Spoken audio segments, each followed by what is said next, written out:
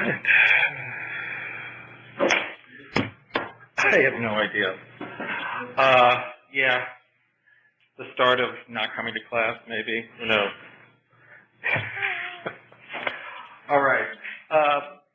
Want to point out, first of all, I want you to turn in that little one-question take-home thing that I had given you guys on Friday. Just set it there at the desk. And the homework 5 that you've got, a reminder that that's due on Friday. And on Wednesday, I'll hand out a couple of things, the final homework for this particular unit, as well as the take-home quiz. And the take-home quiz, I'm sad to say, is not going to be as long. That's the first one. So I know you'll be upset about that. And this is all in preparation for the second test coming up, which is going to be scheduled right now for a week from Wednesday. You will not be tested on 2 sections that I'll go over just very briefly in class, 7.6 and 7.7. So, and nor will you have homework on those 2 assignments, on those 2 sections either. Okay. So, and then also sometime this week, it might be not until Friday, you'll get a similar kind of thing that you had for the first test, of things that you should know for the test, okay? And you'll have that by Friday. All right, so I want to finish up section 7.4, which is about partial fractions. And I just want to do one more example.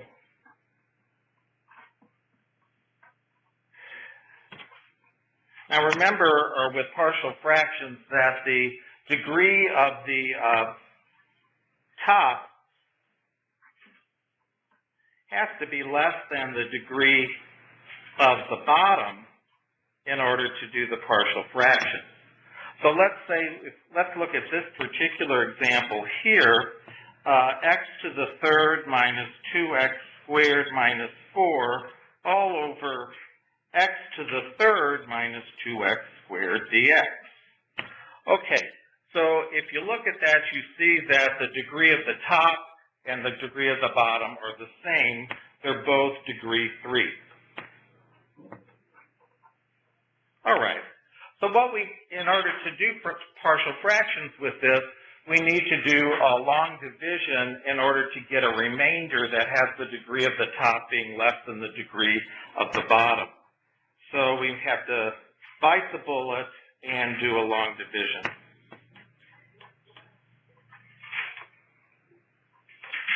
So we're dividing by x to the third minus 2x squared, and we're dividing into x to the third minus 2x squared minus 4. Okay. Actually, if you're really, really alert, you can see what the result of this is going to be right away. But I'll go through the process with this anyway. So let's see. Okay, x to the third divides an x to the third, well, only one time. And then we multiply by what we're dividing by. So x to the third minus 2x squared. And then we subtract, which means we basically change the signs of those in order to, and then combine the terms. So notice this all zeroes out in this particular case.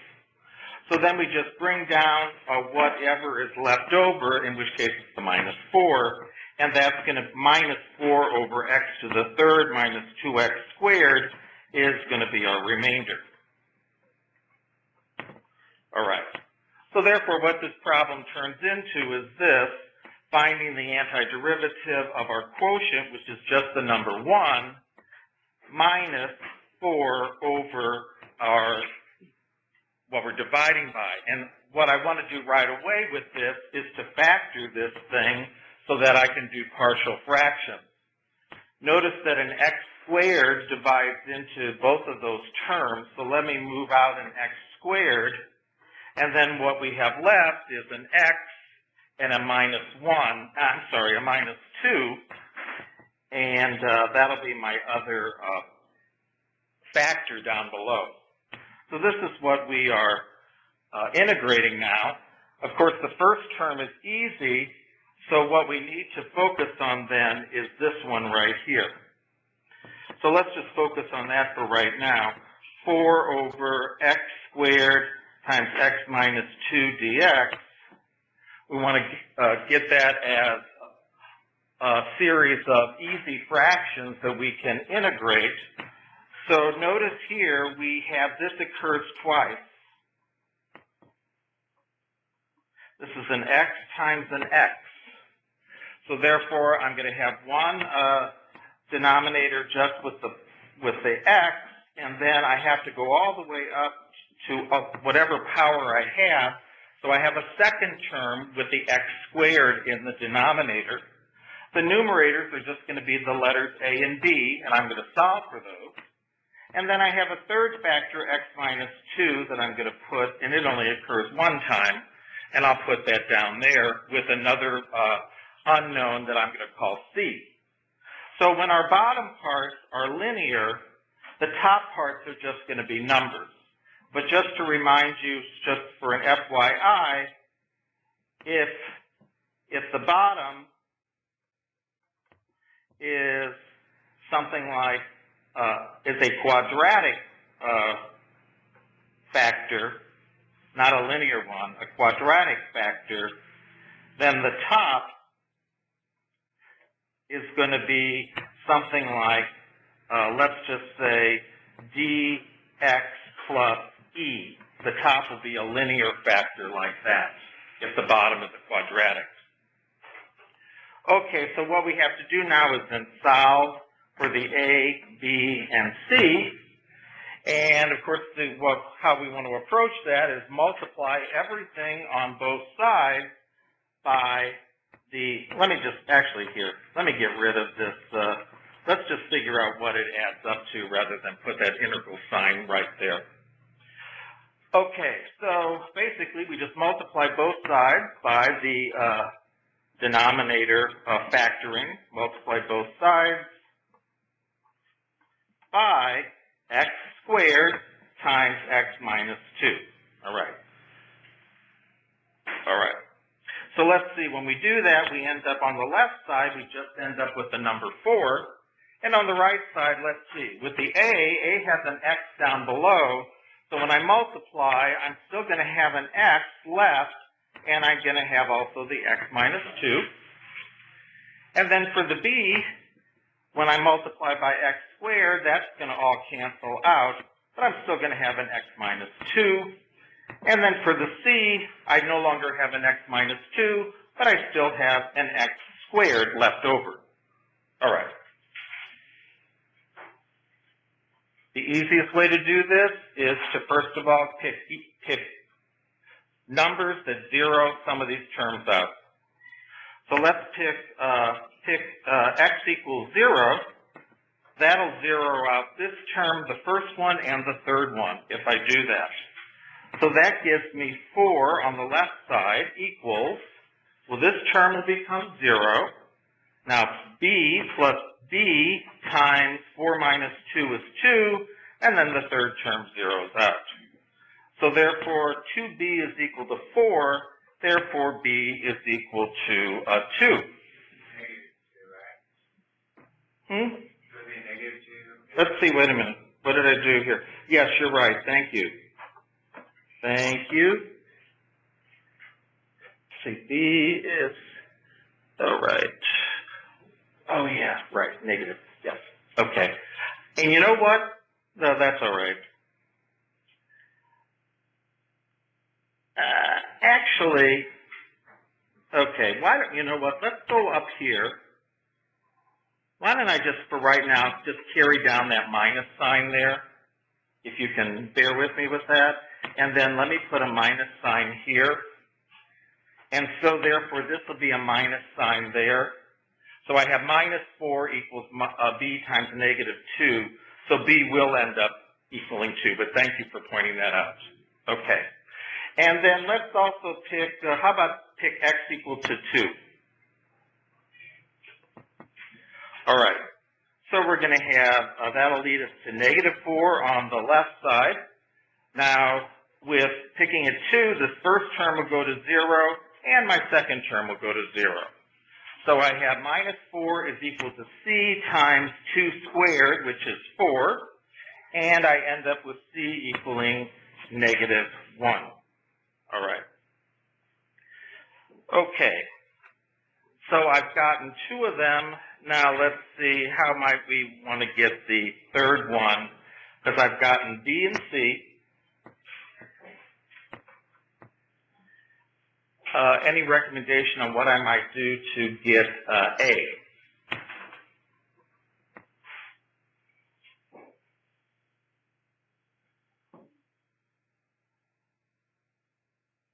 Let me just say, there's a couple things we could do. I could choose another small number and plug it in. Okay, that could help me. Or I could compare coefficients on both sides. Those are the 2 basic techniques that I have in order to get a value for one of these coefficients.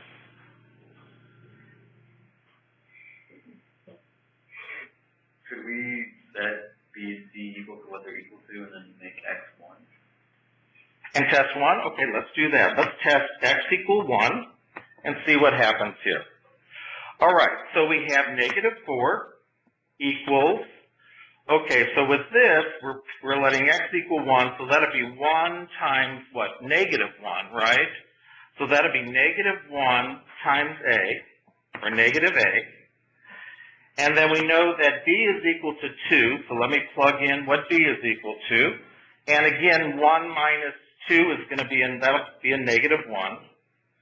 And then C is equal to -1. And 1 squared is 1. All right, so let's do the arithmetic and see what we come up with. What do we have? -2 and -1, that's a -3. So we have what? -4 is equal to -A -3, all right? So what would we come up with for A then? Yeah. Either way we do it, A is going to be equal to a +1. All right, just solving that simple equation. All right. So we've gotten our values of A, B, and C. So therefore, let's go back up to our original integral here and finish this thing off then. So we have 1 minus, the integral of 1 minus 4 x squared over x minus 2 dx. And this is going to end up turning into 1. And now breaking up the second part, I have that A is equal to 1, so that's plus 1 over x. B was 2, so that's plus 2 over x squared. And C was -1, minus 1 over x minus 2, dx. All right. So we've got a series of terms then in our integral, which are easy to find the antiderivative of. One. The one over x part. Why did you break the first term apart? The x over a. Why did I break this apart here? No, the x over a. A over x. Well, whatever. A over x. A is equal to 1 x over x. You have 1 plus 1 over x. Why did you do that? Oh, never mind. I see the other one.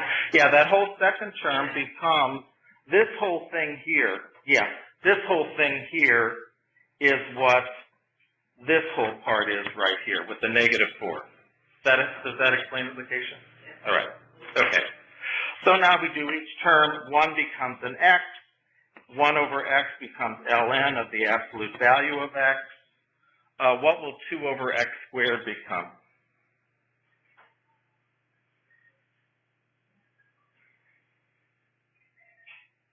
-2 x to the... What's that again? -2. -2 thirds.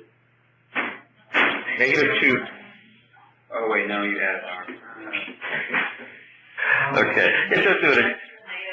Yeah, next to the -1. It's going to be -2 times x to the -1, or -2 over over x to the positive 1. Either way you want to look at it.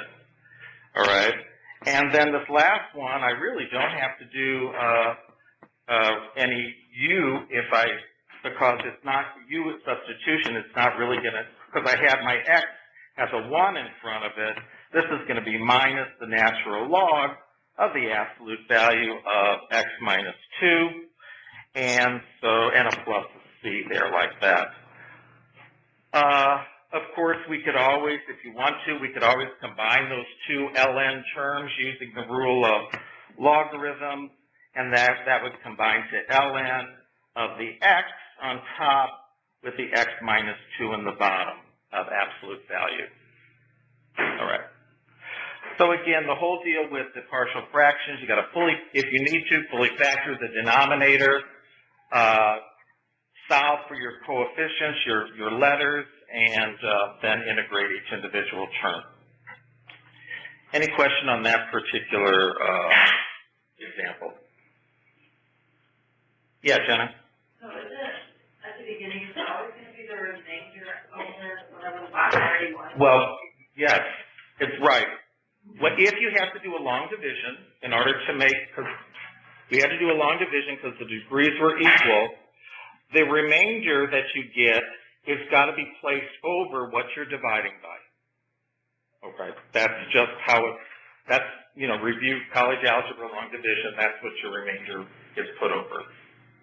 Okay? All right. Okay, so let's go on to the next section, and the next section is basically 7.5. It's called, what is it called? Techniques of integration.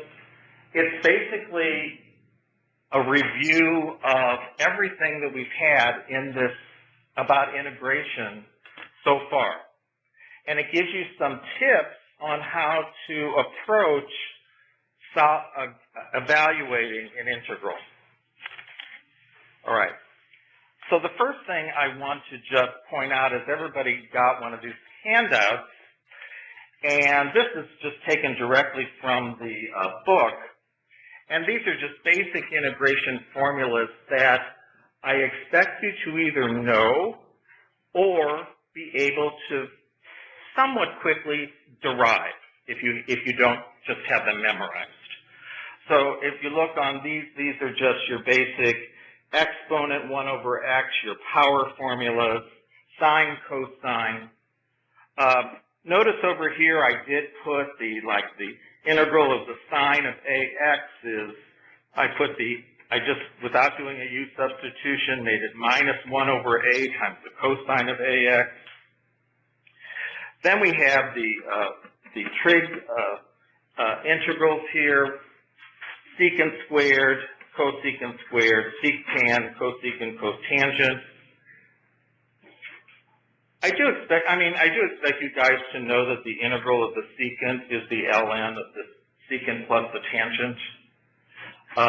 And similarly with the cosecant, that it's the ln of the cosecant minus the cotangent. This one here for the tan and the cotangent, I actually did an intermediate step here to kind of show how these are derived. For the integral of the tangent, I just did an intermediate where I represented the tangent as the sine over the cosine, and that can help you see that you're going to end up getting a natural log as your integral. So that's the ln of the secant. Similarly, for the cotangent, I represented it as the cosine over the sine, and you can see that it's the ln of the sine just from a u substitution. And then there's the back part of it here. The sinh and the cosh, those are really easy because you don't even have to change signs. And then our trig substitutions here, these two are real important ones here, the x squared plus a squared. You use the tangent as your a times the tangent as your substitution, and you end up getting these, you get 1 over a tan inverse of x over a, and then for the sine, square root of a squared minus x squared in the denominator is the sine inverse of x over a. The last three don't necessarily have to be memorized, but you can derive them.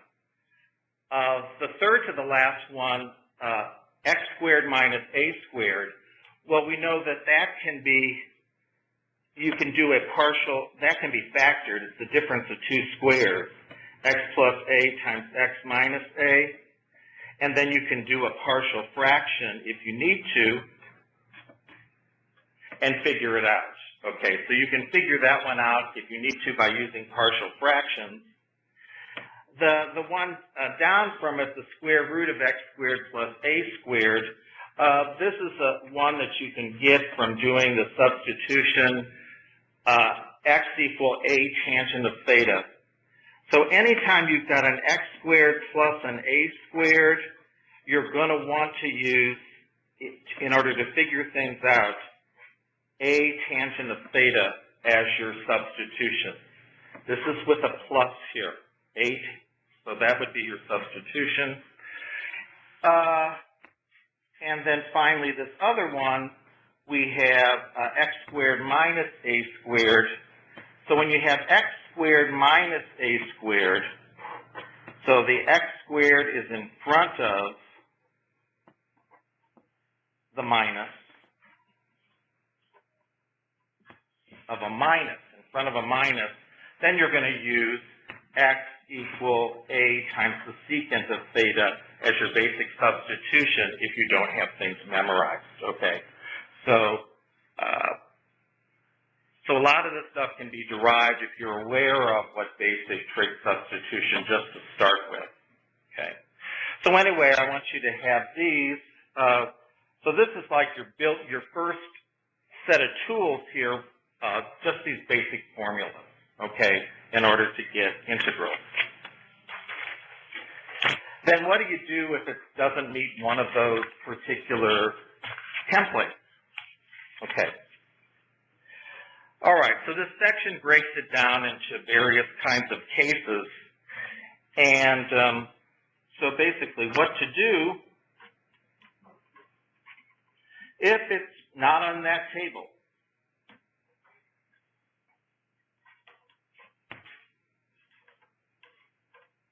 Okay. All right. So the first thing that they mention is this.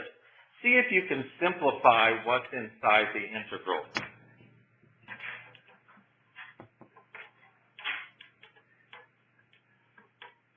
Because sometimes this alone will do it.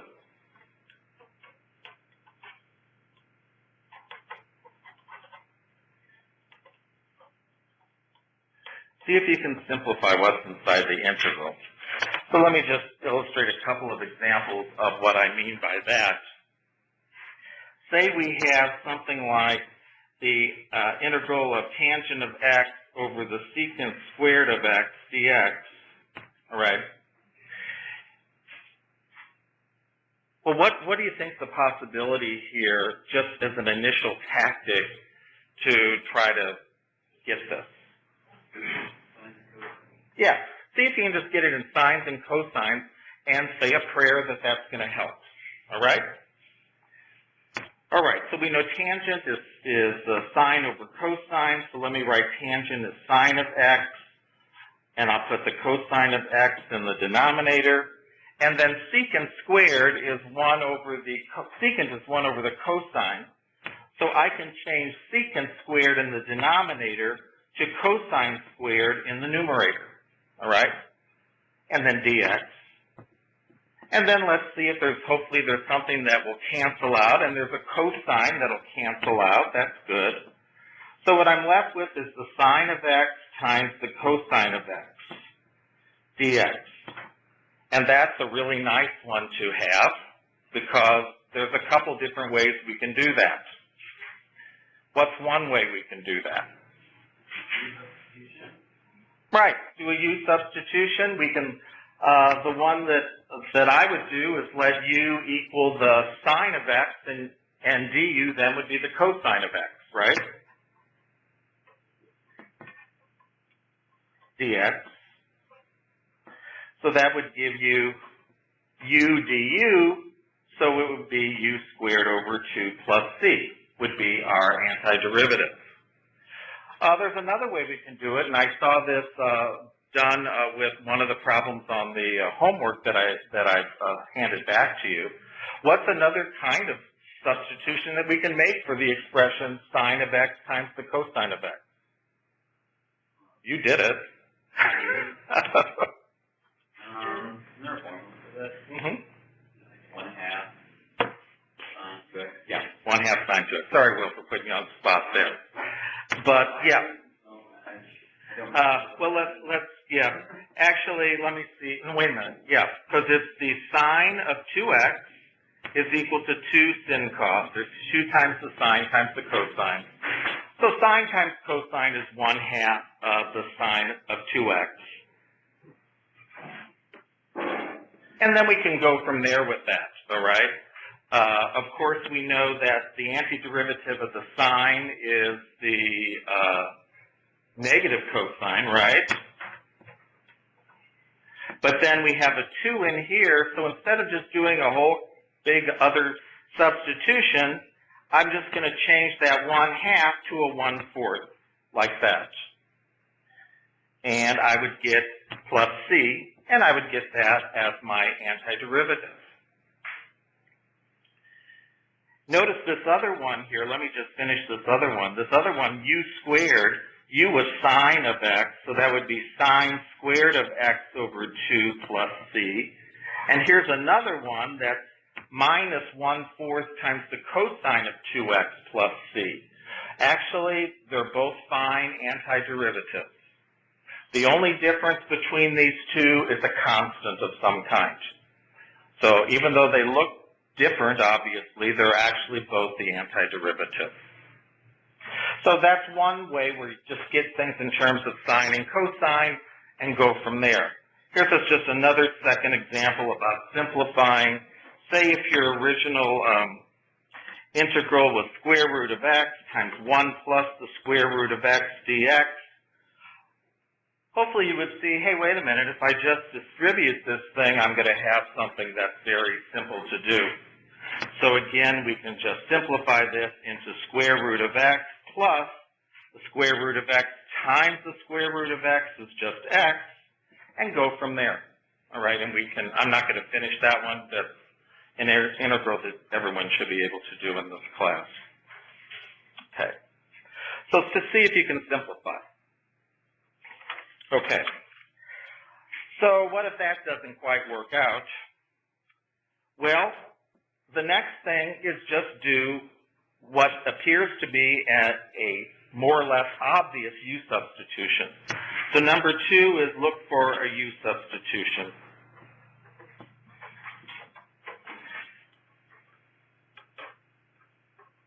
Okay, see if that will work out for you. Okay, so let's look at a couple of things, what I'm talking about with a u substitution. Okay, first of all, let's look at this one. For x over x squared minus 1 dx, right? Okay. So before you try to do something complicated like, oh my gosh, maybe I should do a secant substitution with this or that type of thing, eyeball it and see if I can't just do a u substitution with this. And we can, right? What should I let u equal? X squared minus 1, yeah. U equal, because this has just got 1 power less. So if I let u equal x squared minus 1, then du is 2x dx. And so therefore, if I multiply again by 2 du, I'll get 4x dx. So I can just substitute then. 4x dx is going to be 2 du, and the denominator x squared minus 1 is just going to be replaced by u. And then I have a natural log antiderivative. 2 times the natural log of the absolute value of u plus c. And then we always want to get our original variable back, so that's going to be 2 times the natural log of x squared minus 1 plus c. So here's one where you want to just check, eyeball to see if there's a u substitution. We okay with that one? Let me look at another one about a u substitution. Something like this, natural log of x over x times 1 plus, and then in here we have natural log of x, close parentheses, squared, dx. All right. So we have something that perhaps looks kind of complicated, but I'm hoping that you guys can see it, a u substitution that we would want to do with this. What's the derivative of the natural log of x? Yeah, 1 over x. And notice we have this nice little 1x right here in the denominator waiting to go into a u substitution. That's the deal, being able to identify, eyeball something, and see that you can use a substitution. So if I let u equal the ln of x, then my du is 1 over x dx. All right. So let's see what this thing turns into. Okay. The top part, ln of x, I replaced by u. This dx over x, I'm going to replace by du. And then I've got a denominator also. I've got the square root of 1 plus the ln of x squared. So that's going to be replaced by the square root of 1 plus u squared, like that. All right, so that looks a little better. Now again, before you start rushing off to do some kind of trig substitution, look at this and see, well, wait a minute, is there a second u substitution that I could do to help this thing along, to work this? So this is what we're starting with now.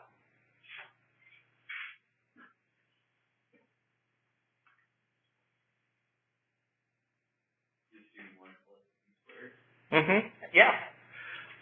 Let's pick 1 plus u squared. That whole thing that we have in the radical, because when we get the derivative of u squared, you just get 2 times u. And look at what we have up in the numerator. We've got a u sitting up there. All right? So let's call it w. Let w equal 1 plus u squared. So dw is 2u du. All right. And then if I divide by 2 or multiply by 1/2, I get 1/2 dw is equal to u du. All right, then let's substitute here. The u du I'm going to replace with 1/2 dw. And then that denominator, the square root of 1 plus u squared, let me put a 1 over it. That's just going to be replaced by the square root of w. Now I've got a very straightforward integral to do. So let's do this one. Let me rewrite it. This is 1/2 times w to what exponent power? Negative 1/2. Take it out of the denominator, negative 1/2. And then we can just use the power rule to get the antiderivative. So this is going to be 1/2 times w, add 1, that'll be a positive 1/2, divide by 1/2, and that'll be 1/2 times 2 over 1. When we divide by the fraction, we multiply by the reciprocal. So the 2's, notice, will cancel out. So what I'm left with here is w to the 1/2 power plus our constant. And now let's start to back substitute to get back to, because our original variable is x. So we have to back substitute now.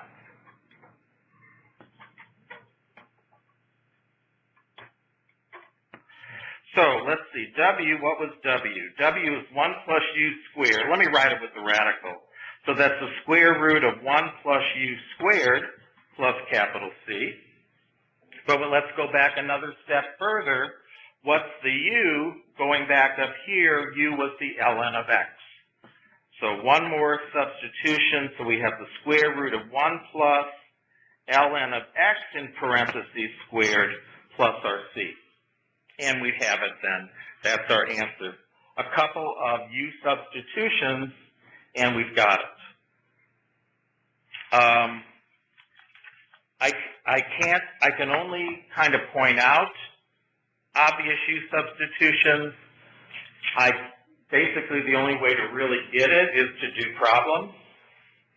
Unless you're that rare person, some people can see patterns very quickly. But otherwise, if you're not one of those people, you need to do some problems just to get some practice with it. Because they can make your life a lot easier. Something that looks very complicated can become much easier. Okay, so that's the second thing we saw was just doing, looking for a U substitution. All right, so what happens if that doesn't work? We make sure, we check to see whether the tutor downstairs is available. Is that what we do next? Or let's look, see what further things we can do. All right. We can look at what kinds of functions do we have in our integral. So the text says classify according to the types of functions. So this would be, I guess, number 3, according to the types of functions in the integral.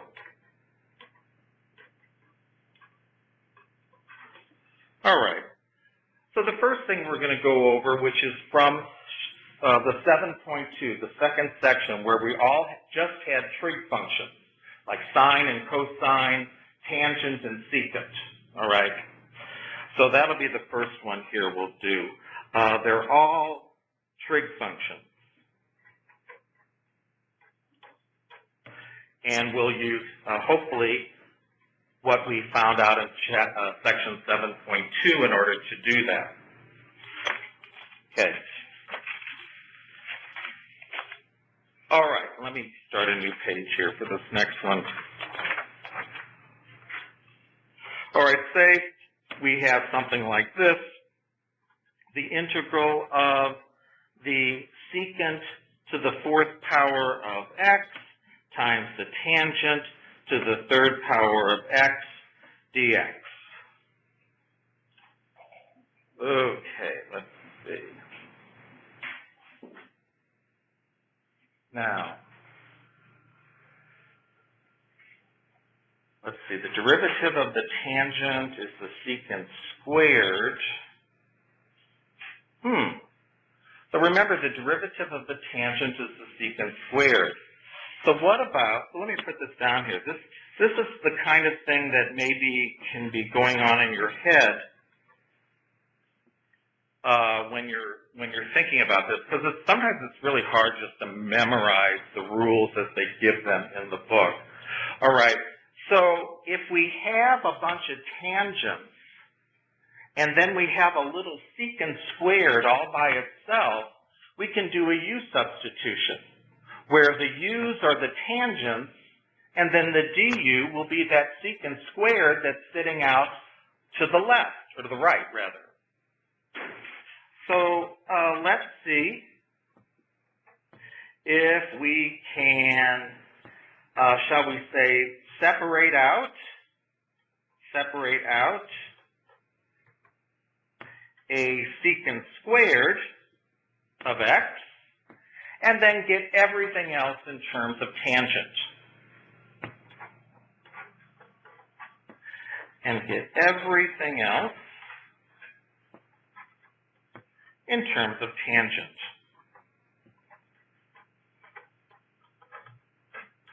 and then we can do a U substitution. Okay, so let's rewrite this thing. We've got secant to the fourth, so I want to move to the right a secant squared. So I'm just going to write secant squared now. That's 4 minus 2 is 2 times tangent to the third power of x. And then I'm going to write the secant squared that I've moved over a little bit. All right. So I haven't changed the integral. I've just kind of rearranged it, so to speak. All right. So we've got tangent to the third power. That's fine. The secant squared, though, we need to get in terms of the tangent function. And we can do that. What's the formula for secant in terms of tangent as far as an identity is concerned? Secant, right. 1 plus tangent squared is secant squared. Right. So I'm going to replace that secant squared, in this case, with 1 plus the tangent squared. So let me put it in parentheses. 1 plus tangent squared of x, close parentheses. Then I still have, what, the tangent to the third. And then I'm going to still keep, of course, that secant squared of x dx at the back. And then we have what I'm hoping you guys can see is an obvious u substitution. Let me let u equal the tan of x, and I'm going to use the fact that that derivative is the secant squared. So du is the secant squared of x times the dx. Okay. All right. So let's replace everything now. 1 plus tangent squared in parentheses is going to be replaced by 1 plus u squared, close parentheses. Tangent to the third is just going to be replaced by u to the third. And then the secant squared x dx, I'm going to replace with my du. Aha! I think I've got something I can work with. How am I going to do this one? Yeah, distribute. So, integral of u to the third times 1, u to the third, plus u to the third times u to the second is u to the fifth. And that's going to be easy, we hope. U to the fourth over 4 plus u to the sixth over 6 plus c. All right. And then finally, let's get it back in terms of our variable x. And so u is the tangent of x, so we're going to have tan x in parentheses to the fourth power over 4 plus tan x to the sixth power over 6 plus capital C, and we're finished with it. All right. So that's an example of a case if it's all trig functions. Hopefully we can manipulate, and you do a similar kinds of things. You've had that on homework where it's just sines and cosines, and you go from there. All right. So that's what we covered in section 7.2. So moving on here, let's say that is not the kind of integral we have where it's all trig functions. Maybe we can use partial fractions. Okay. So let's see here if we have, say, instead what we have is this. So this is going to be, let's see, that was number 3, 1, 2. So this would be number 4. Say we have a polynomial divided by a polynomial, a rational function.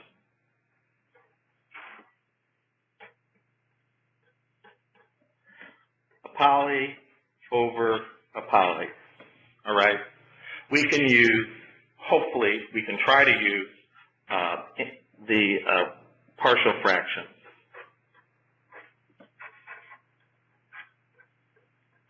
Okay, all right. So, let's see here. Got a couple of things, and just to help review things here for partial fractions.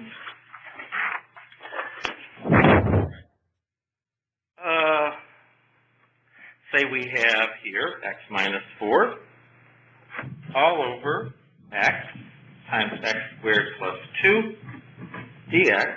Okay, so that's a polynomial on top, and when you distribute, you got a polynomial on the bottom. In fact, it's already fully factored, so it's pretty much set up for you. Can I factor with real numbers x squared plus 2? No, that cannot be factored any further. So let's just do the partial fractions. Let's just take it out of the integral here and see what we come up with. Now, the first factor here is x, so I'm just going to put a simple a in front of it. Oh, I mean on top of it. Now my second factor, though, I can't break it down any further. It's an x squared plus 2. So up above, I have to put a bx plus c, a linear factor. All right. Not just a letter, it has to be a linear factor, bx plus c. All right, and so let's then multiply by the x times the x squared plus 2 on both sides.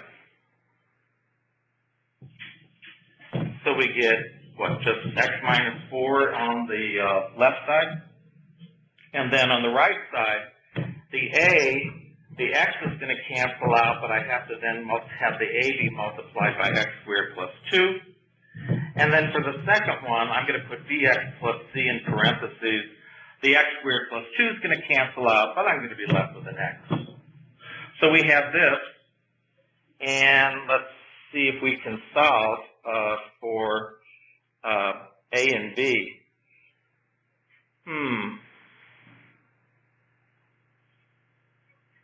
Okay. Any ideas on how I might want to start here with solving for a and b? Yeah, why not? Let's try that.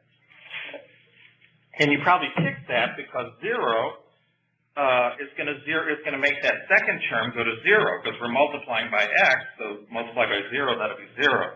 So you plug in 0 so let's pick x equals 0. So the left side is 0 minus 4, so that's negative 4. And then this is going to be 0 plus 2 times a, so that's going to be 2 times a. And this, of course, will be 0 times that, so that's 0. So I've been able to get a right away.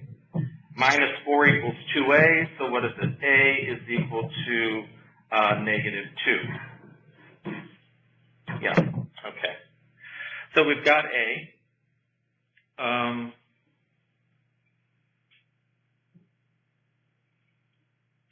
If I know that a is negative 2, can I pretty much almost right away figure out what b is?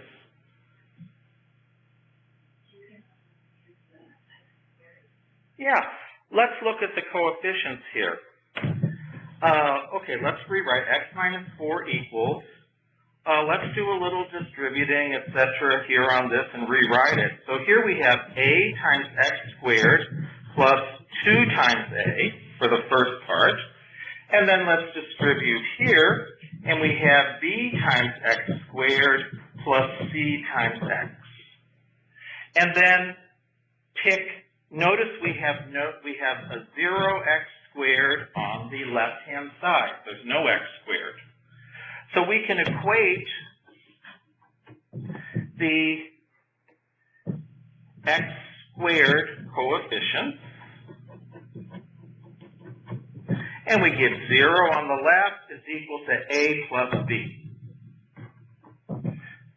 And so we already found out that a is minus 2, so therefore b has to be 2. So we've got 2 of them. All right. Now we already went through all this trouble of foiling things out there with that b equals 2. Can we use that similar method to solve for the last one, to solve for c?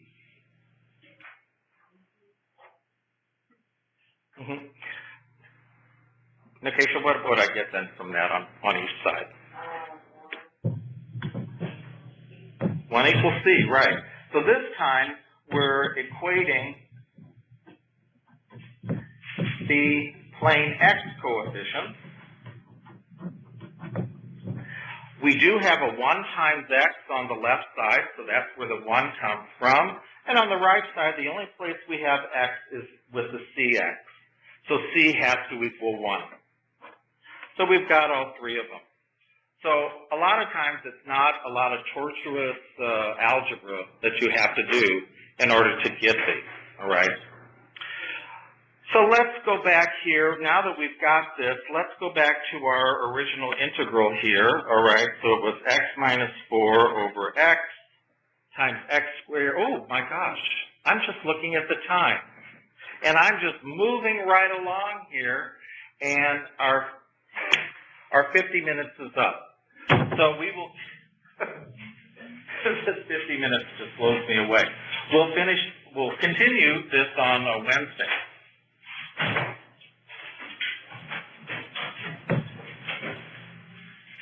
And if you got that little one question deal, I just put it up there, please.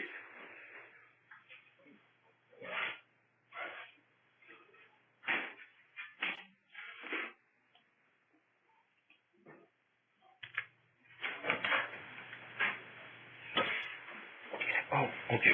Let me do this thing up here. Stop recording. Yes.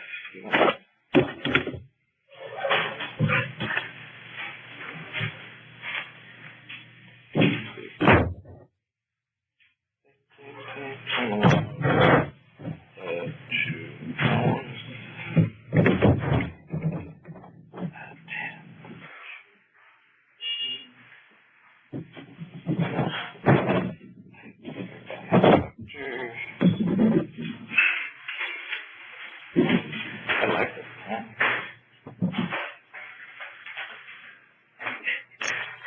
Did you notice I was starting to just keep on going? Something told me to suddenly look at the clock. What's the date today? Okay, thank you.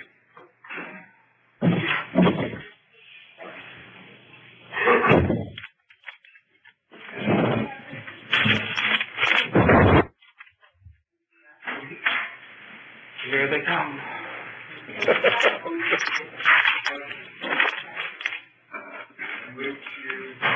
You guys ended up getting one Manchester and one Walked in.